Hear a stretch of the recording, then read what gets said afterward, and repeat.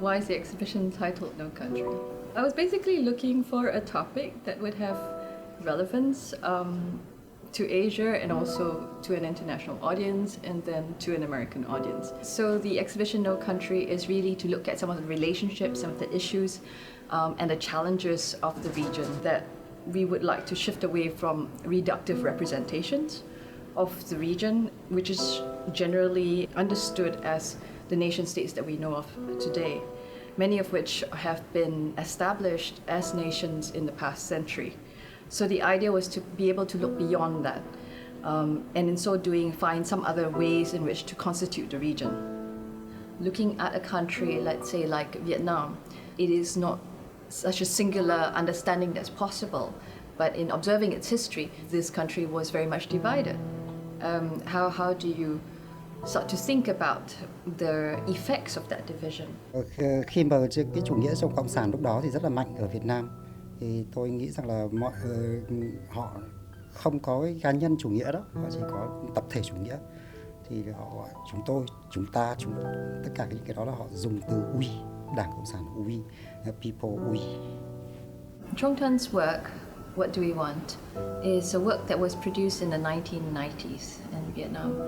This work reflects the context of Vietnamese society during a time when there had been economic reforms that was changing the society, but where aesthetic practices then kind of was left behind in this period of change.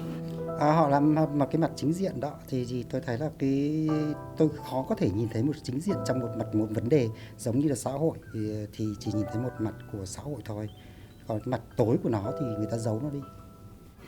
Here you have him incorporating a male nude that references the artist's refusal to be censored. In looking at the work, then we're not just looking at the artist coming out, himself in terms of his own sexuality, but understanding and being able to observe Vietnamese society at that point of time too. Tranh đó thì tôi vẽ, tại sao vẽ một người bị trói rồi, là hoặc là lúc đó thì chủ nghĩa cộng sản đi, họ phá hủy cái tôn giáo, đạo đức và truyền thống. Thứ hai là không cho nghệ thuật phát triển. For the two artists who come from Myanmar, Wanu and Thun Min Aung, their work, 4 Pieces of White, comes from a larger project, which is 1,000 Pieces of White. The work includes an image that they had found in a journal that they had highlighted its figure, which is General Aung, and then painted out the rest of the context of the figure itself. It also includes a shelf that contains 40 sculptural busts of General Aung that have their faces averted. So you do not actually see the figure immediately. You are not able to recognize who it is. You would have to actually peer around the side of this shelf in order to catch a glimpse, and even then you may not be very sure who exactly you are seeing, and I think that is an effect that they were looking for. When we are young, my parents, also my grandparents, they're talking about General Aung. So in our mind, this is a memory of like a hero.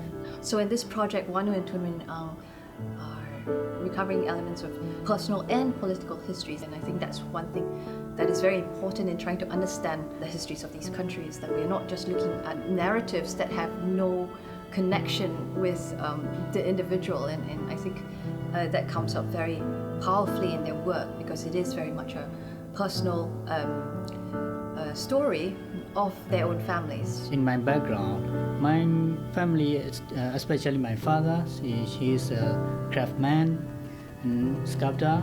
So when we was young, our family produced a lot of plaster sculpture for souvenir or something for selling. In 1998, our country is changing politically. So immediately, this kind of sculpture, statue, or painting, or photograph, they're immediately hidden. So also for our family, we keep them by ourselves and at home. We hidden.